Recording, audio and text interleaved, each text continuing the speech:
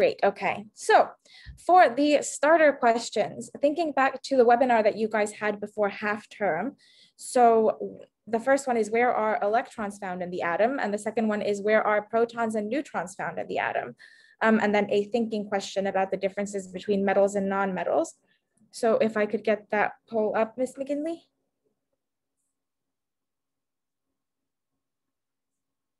Thank you very much, and welcome to all of you guys who are just now joining. Welcome back to your science lessons.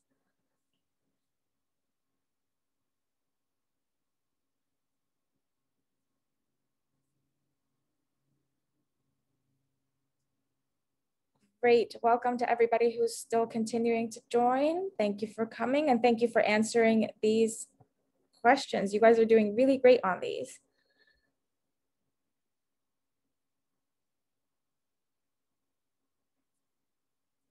All right, I think we can go over the answers to these questions now. So the first question is, where are electrons found in the atom? So this one can be a little tricky to remember, but we're going to go over more about the subatomic particles in this webinar. But the electrons are found in these electron shells around the nucleus. And that means that the protons and neutrons are found in the nucleus. So if you guys remember, the atom has this sort of dense region in the middle called the nucleus that has all the protons and the neutrons. And the electrons are found in electron shells around the nucleus. Great. So, as usual, for your remote learning, I'm going to be leading the webinar. So I'm Ms. Yarvi, and then I have Ms. McGinley and Mr. Lamb here to answer your questions in the Q&A. And then this webinar will be posted onto your Google Classroom, so you can watch it anytime. You don't need to memorize it. And then also hopefully we'll have some time for Q&A at the end of the webinar. So your work for this week will be to do a Google form quiz as usual. And then you have a couple options for the rest of your work. So you can work on some questions in Google Slides that'll be on your Google Classrooms as usual. Or you can practice drawing some atoms and specifically the electron configuration of atoms. And then you can post some pictures of that to your Google Classroom. And I've made a video that will be linked in this webinar to help you with this. And then you can also complete a Kahoot that I made on this topic. And then you can actually make your own Kahoot. And then we can choose the best of these Kahoots, and we can do it all next week. So whoever makes the best Kahoot can have their Kahoot assigned to the rest of the year 8 students. So that could be fun.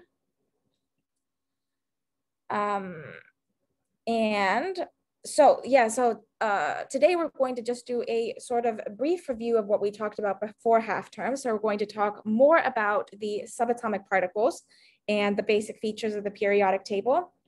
And then we're going to use the periodic table to find the number of protons, neutrons, and electrons in an element. And then the main focus of today is going to be sketching the electron configuration of atoms. So how are the electrons arranged in an atom? So the key points will be reviewing the structure of an atom, looking at what does the periodic table tell us about an element, and then how are electrons organized in an atom.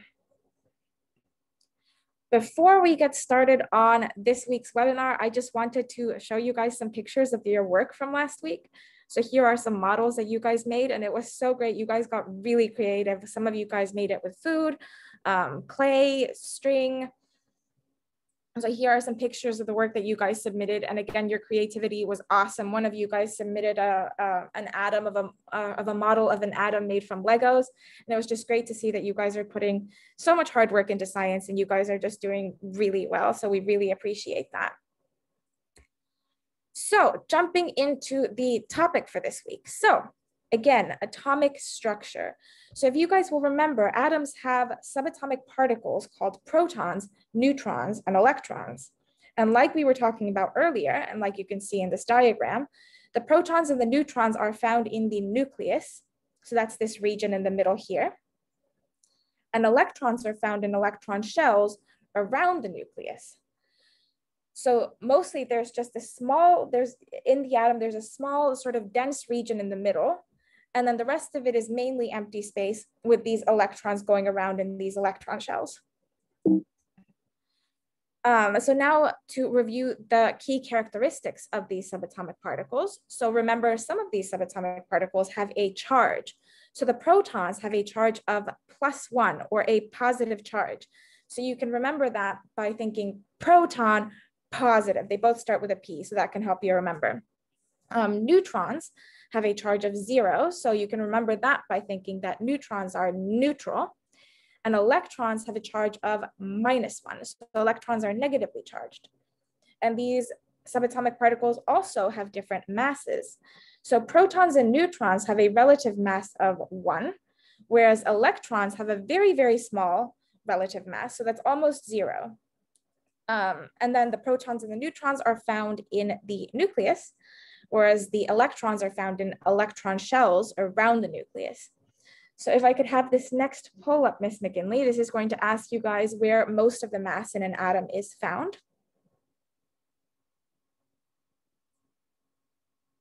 Great, thank you very much.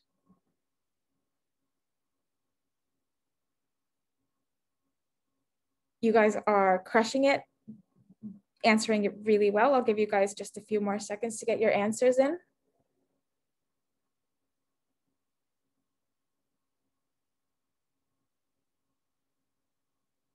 Great. All right, amazing, amazing work. So most of you guys did indeed say that most of the mass of an atom is located in the nucleus.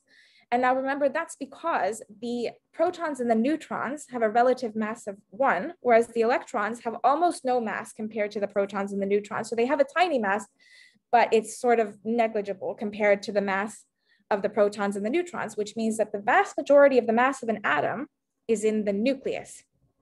Great. So moving on, a little more recap of the periodic table. So remember, here's the periodic table that you guys are very familiar with, I'm sure. We're going to be using it a lot in this webinar. So remember, this is arranged into groups and periods. So these periods are the horizontal rows that are going across the periodic table. So each of these rows is called a period. And the groups are the columns. So the vertical columns are called groups. So you've got group 1, 2, 3, 4, 5, 6, 7, and 0. The elements in the periodic table are also organized into metals and non-metals. And if you guys will think back to last webinar, we talked a little bit about the different properties of metals and non-metals. And there's this sort of what's like a staircase sort of a line that like divides the metals from the non-metals on the periodic table. Great. So the different elements in the periodic table have different structures, which gives them different properties. So they have different numbers of these subatomic particles, which gives them different properties. So I've got here carbon, nitrogen, and hydrogen, and I've got their protons, neutrons, and electrons. And you can see that all of their structures are different. All of these atoms look different. So how are we able to find out the structure of this atom? How can we look at the periodic table and find out what this atom looks like? So as you guys will remember, there's this number on the atomic, on the periodic table called the atomic number. So that's this smaller number here. So if you zoom into one of the squares on the periodic table, one of the elements, you see that you've got your element symbol, your element name, and then you've got this smaller number here down below. This is the atomic number. And it's a really important number because it actually tells you what element this is, because the atomic number also tells you the number of protons in an element. And each element has a unique atomic number. So if you look at the number of protons or you look at the atomic number of an element, you know exactly what element that is. So if you see an atom that has 6 protons, you know that that's going to be carbon. If you see an atom that has 22 protons, you know that it's going to be titanium. So the elements in the periodic table are organized by the atomic number, which is the number of protons. What about the number of electrons? Do you guys think that we could find out the number of electrons in an atom by looking at the atomic number? So if we know the atomic number of an element, what does that tell us about the number of electrons? I've got a poll to go along with this slide, Ms. McGinley. Thank you very much. So a hint to help you guys with this question is that remember that atoms are neutrally charged. So what does that tell you about the number of electrons and protons in an atom?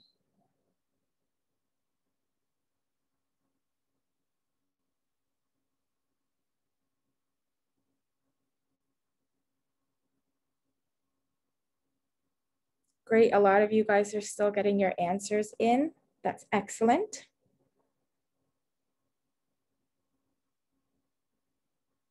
All right, so let's go over the answer to this question. So if an atom has a charge of 0, that means that the atoms will actually have the same number of electrons and protons. So later you guys are going to talk about ions, which happens when an atom either gains or loses an electron. But for now, atoms have a neutral charge, which means that they have the same number of protons and electrons. And you can think about this, this makes sense if you think about it, because electrons have a charge of -1 and protons have a charge of +1. So if you want to have an atom that has a neutral charge, it has to have the same number of protons and electrons. So these sort of cancel out. So for example, carbon, if carbon has 6 protons, it's also going to have 6 electrons so that it has a charge of 0 overall. The carbon atom overall is going to have a neutral charge. So it's going to have 6 protons and 6 electrons. Great. But what about neutrons? How do we find the number of neutrons in an element? Because now we know how to find the number of protons and the number of electrons. What about neutrons? So you guys will have noticed that there's this other number on the periodic table too. So this bigger number here. So this is the relative atomic mass, which is the average mass of the nucleus of an atom of an element.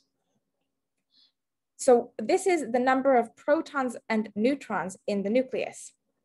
So if you guys will remember when we were talking about earlier how neutrons and protons have a relative mass of 1, whereas electrons have a tiny relative mass.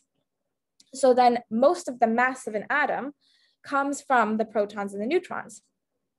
So the relative atomic mass is actually the number of protons plus the number of neutrons. So it's the atomic number plus the number of neutrons. So for example, for carbon here, if we have an atomic number of 6, that means that carbon has 6 protons. And then we've got a relative atomic mass of 12. So that means carbon has 12 protons and neutrons combined. All we have to do is subtract the atomic number from the relative atomic mass to find the number of neutrons. So this means that carbon's going to have 6 neutrons. So I have a quick poll to ask you guys to find the number of protons and neutrons in aluminium. So here I've got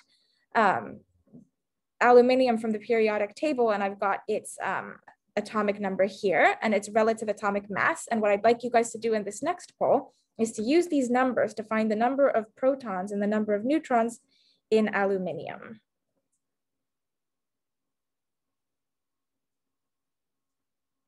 If I could have this next poll up, Ms. McKinley. Perfect, thank you.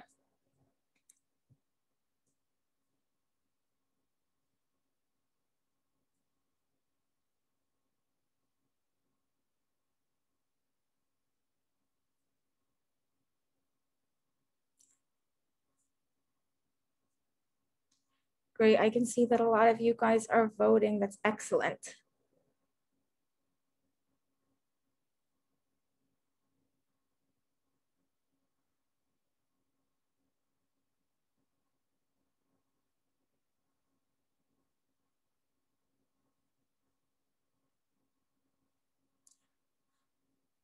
All right, just a few more seconds to get your answers in, and then we're going to go over the answers together. All right, great. So most of you guys got this first one correct. So aluminium actually has 13 protons. And how do we know this? Well, we look at the atomic number of aluminium, which is 13, and we remember that the atomic number tells us the number of protons in the atom. So aluminium has 13 protons. All right, so what about the number of neutrons? This is more challenging, but the way that we do this is we look at the relative atomic mass of aluminium, because this is the sum of the number of protons and the number of neutrons. So we subtract the number of protons from the relative atomic mass to get the number of neutrons. So 27 minus 13 is 14. So now we know that aluminium has 14 neutrons. Excellent. We're going to practice this a little more now to make sure that you guys have got this. So we're going to do the first of these questions together, and then there's a couple more polls for you guys to answer. So let's start with question 1. how many protons does nitrogen have? So I've got a table here that has 4 different elements and their names, and then their atomic numbers and their relative atomic masses. So question 1, how many protons does nitrogen have? Well, let's look at the atomic number of nitrogen because we know that the atomic number tells us the number of protons. The atomic number is 7. So nitrogen has 7 protons. Great. And now if I could get the rest of these polls up, Ms. McGinley, for you guys to work on the rest of these questions independently and test your knowledge.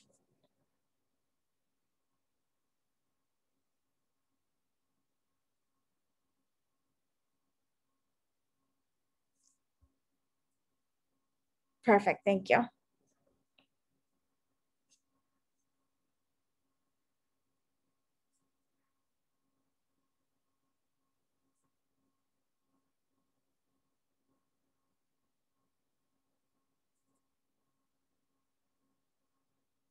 All right, I can see that some of you guys are getting your answers in. We're gonna go over the answers together in a bit.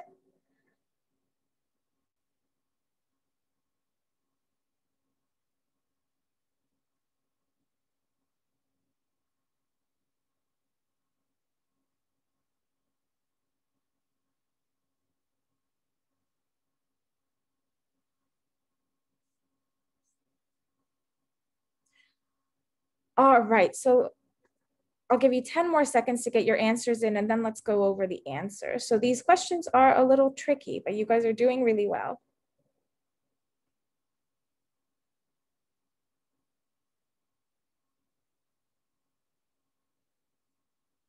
All right, let's go over the answers to these questions. So question 1, how many neutrons does phosphorus have? So most of you guys got the answer correct, which is great, but this is challenging. So let's review it again. So how do we find the number of neutrons in an element? We look at the relative atomic mass and we subtract the atomic number. So we look at the relative atomic mass and we subtract the number of protons.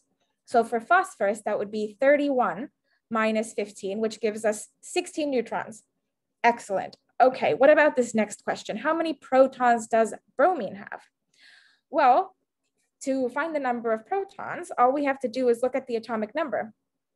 So the atomic number of bromine is 35. So bromine has 35 protons. Excellent. So what about this next question? Does lithium have the same number of protons and neutrons? So this one was pretty tricky. But the way that you find this out is you first find the number of protons, which is 3, because lithium has an atomic number of 3. And then we find the number of neutrons, which remember we find the number of neutrons by subtracting the atomic number from the relative atomic mass.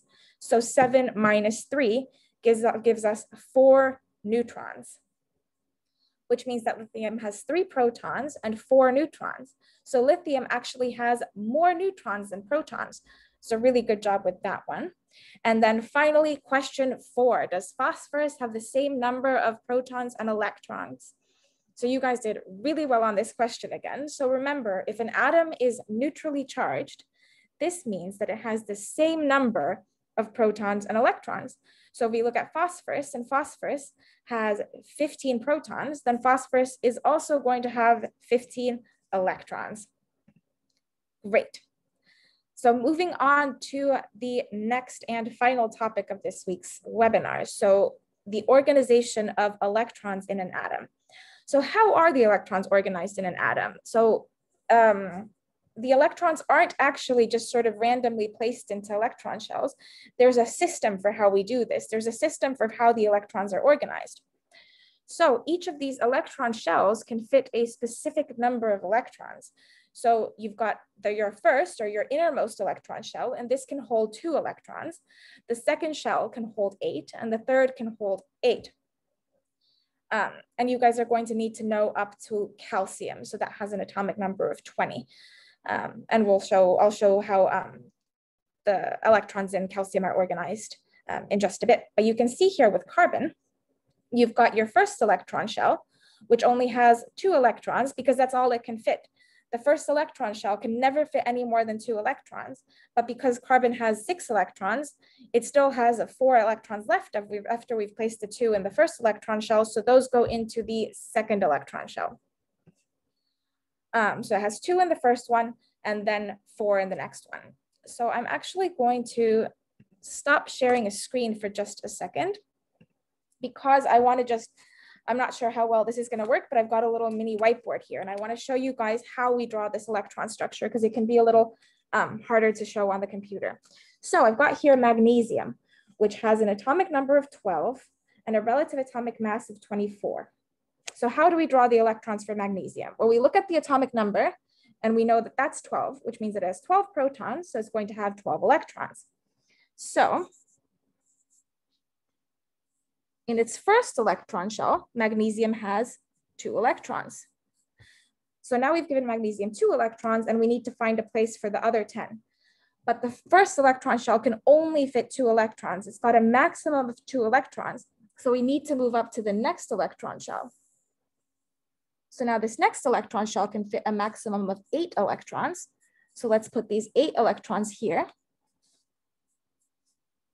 And I'm using these X's to represent the electrons.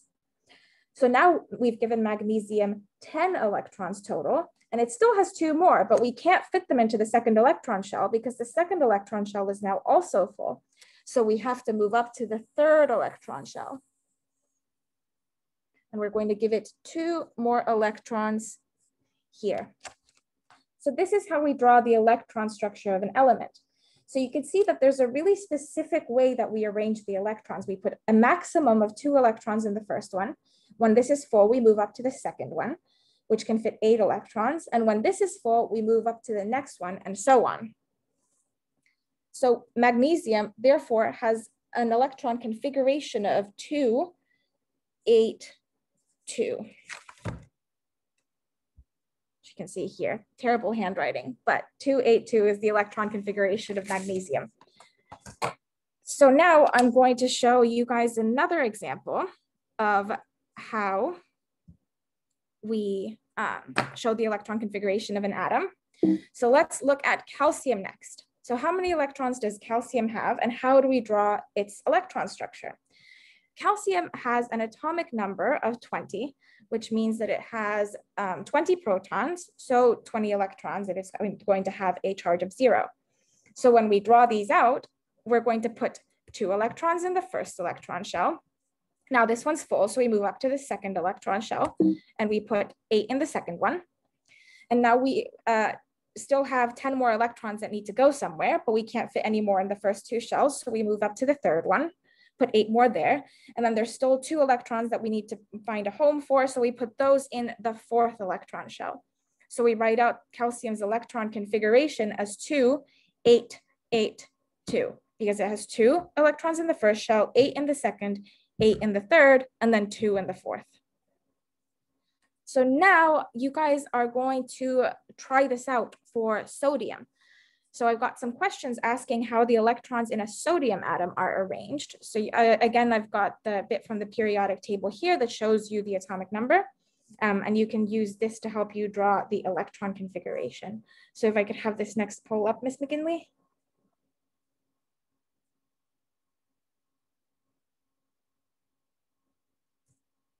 All right, thank you very much.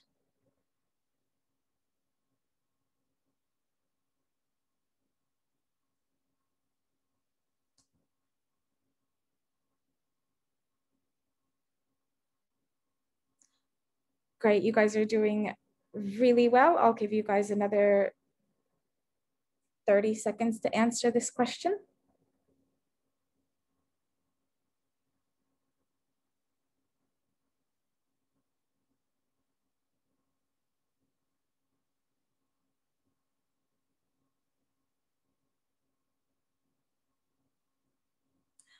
All right, amazing. So let's go over these answers together now. So on this first question, how many electrons does sodium have?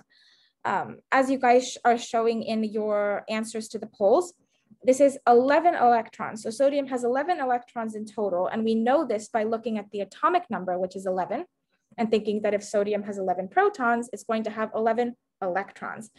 Great, so how many of these electrons are in the first electron shell? Well, the first electron shell, like we were talking about, can only fit 2 electrons. So we put 2 electrons in the first electron shell. What about how many electrons are in the second electron shell? Like you guys said in your answers to the poll, 8 electrons. We can fit 8 electrons in the second shell, but we can't fit any more. There's a maximum of 8 electrons that can fit into the second shell. So how many electrons are in the outer electron shell? Well, if sodium has 11 electrons and now we've put 10 into our diagram, that means that there's 1 left for the outer electron shell. So there's just 1 in the third or outer electron shell for sodium. Great, okay. So we can actually use the periodic table to help us figure out the number of outer shell electrons in an atom without actually having to draw out the full structure, because the group number of an element actually tells us the number of outer shell electrons that an element has. So earlier we were looking at sodium, and we saw that sodium, which is in group 1, had 1 outer shell electron. So group 1 has 1 outer shell electron, group 2 has 2, 3 has 3, and so on until group 0, which has a full outer shell of electrons. So if you guys don't believe me, we can do a quick check. We can actually show that this is the case. So let's check this for group 1. So let's start with lithium. So lithium has 3 electrons total. So when we draw out the structure of lithium, we put 2 electrons in the innermost electron shell. So which means that there's 1 electron left that goes into the outer one. So that checks out. Lithium is in group 1 and has 1 outer electron. Great. What about sodium? Well, we drew out sodium before, and we saw that sodium also has 1 outer shell electron, and it's in group 1. And what about potassium? So potassium has an atomic number of 19, which means it has 19 protons. And if it has the same number of protons as electrons, it's going to have 19 electrons as well. So let's start putting them into this diagram. So again, we've got 2 inner shell electrons for potassium. And now when the inner electron shell is full, we move up to the second one, so that can fit 8. And then we have to move up to the third one because the second electron shell was full. So now we put 8 in our third electron shell. And now this one's also full, and we have 1 more electron. So we put that last electron in the outer electron shell. And again, potassium is in group 1 and has 1 outer shell electron. So what about for the rest of the group? So let's see if this works for group 2, 6, 7, and 0. So let's start with beryllium, which is in group 2. So beryllium has an atomic number of 4. So if it has the same number of protons and electrons, it's going to have 4 electrons. So again, we put 2 electrons into the inner shell, and now this is full. So we put the last 2 electrons in the outer electron shell, and it has an electron configuration of 2, 2. So again, group 2 and 2 outer shell electrons. What about group 6? So I chose sulfur here. So sulfur has 16 electrons. So again, let's show how these go. And again, as we saw with all the other elements that we've drawn so far, we put just the 2 electrons into the inner shell. So this one's full now. We move up to the second one and put 8 here. And then the last 6 electrons go into the outer electron shell. So sulfur is in group 6 and has an electron configuration of 2, 8, 6. It's got 6 outer shell electrons and it's in group 6. So again, that works out really nicely. What about group 7? So the example that I chose for here is fluorine. So fluorine has an atomic number of 9. So it's got 9 protons, so 9 electrons. So let's start putting these into the electron shells. And again, the inner electron shell has just the 2 electrons. So we put the remaining 7 into the outermost electron shell. So fluorine has 7 outer shell electrons and it's in group 7, definitely seeing a pattern here. And finally, let's do argon. So argon has 18 protons, so it has 18 electrons. So we put 2 in the innermost shell. And then we move up to the second electron shell because we filled up the first one. But now we've filled up the second electron shell with the 8 electrons. So we put the final 8 electrons into the outermost electron shell, giving argon an electron configuration of 2, 8, 8. So argon has a full outer electron shell. So sometimes you're going to see this group being called a group 8, but it's better to refer to it as group 0, because if we look at it here, helium is also in this group. And helium has a full outer electron shell, even though it doesn't have 8 electrons in its outermost shell, because it only has these 2 electrons. And these 2 electrons completely fill that smallest innermost electron shell that has 2 electrons. So that's why it can be better to refer to these elements as being group 0 instead of group 8, because it can get a bit confusing when you add helium to the mix. Great, so how many, for the last poll questions that I'd like you guys to think about, so how many outer shell electrons do these elements have? So here I've marked lithium, calcium, iodine, and neon. So I'd like you guys to use the periodic table to help you figure out how many outer shell electrons each of these elements has. If I could have this poll up, Ms. McGinley. Great, thank you very much.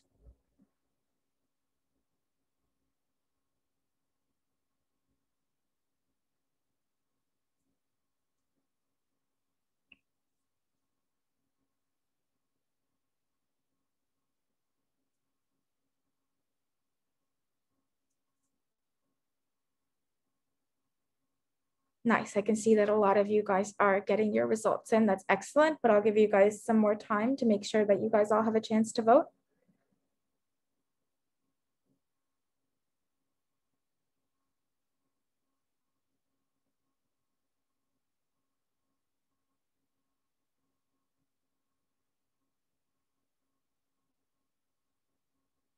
All right, great. Let's stop the poll here. So which element has 1 outer shell electron? Remember what we were talking about. We were saying that the group number that an element is in, so remember the groups are these vertical columns in the periodic table. The group number helps tell us how many outer shell electrons an element has. So we can look at lithium, and lithium is in group 1, which means that it has 1 outer shell electron. So the element that has 1 outer shell electron is indeed lithium. So what about which element has 2 outer shell electrons? Well, again, we look at the group number. So here's group 2, and we see that calcium is in group 2. So calcium is going to have 2 outer shell electrons. Amazing. So what about this next one? Which element has 7 outer shell electrons? Again, we just look up at the group number, and we see group 7. And we see that iodine is in group 7. So iodine has 7 outer shell electrons. And then question 4 was asking which element has a full outer shell of electrons. So we look at group 0, and we see that neon is here. So neon has a full outer shell of electrons. Great. So that's all the content that I had for you guys this week. So your work for this week is going to be to complete the Google form quiz as usual. And then to work on some questions in Google Slides on your Google Classroom. And then you can also practice drawing atoms, and in particular, practice drawing these electron configurations that we've been talking about a lot today, and upload pictures to your Google Classroom. And I've made a video where I draw the structure of a couple atoms, and you can watch this video if you get stuck on how to draw these electron configurations. And then there will also be a Kahoot posted on your Google Classroom, so you guys can do this. And then if you want to, you can make your own Kahoot. And like I was saying at the beginning of the webinar, we can assign the best of these Kahoots to all of you guys to complete for next week. So that's all I had for this week. But now you guys have a chance to ask any questions if there's anything that I need to clarify.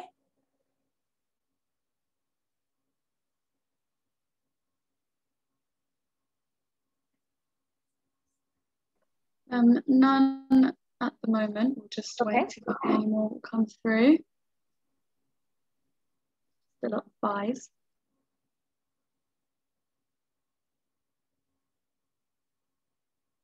Oh, a question, do we have to do all the tasks? No, as always, you just do whatever you can get done in that time slot, guys, okay? So start with the Google form, then onto your questions, and then you do the Kahoot if you have more time and you want to stretch yourself. Yes.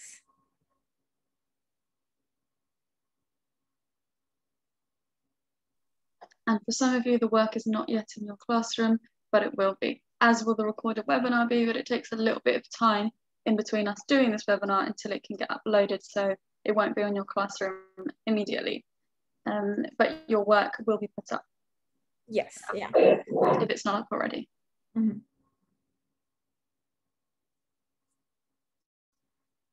All right, well, if that's everything, I think I'm going to end this webinar here, but thank you guys all very much for participating and for your excellent work in science.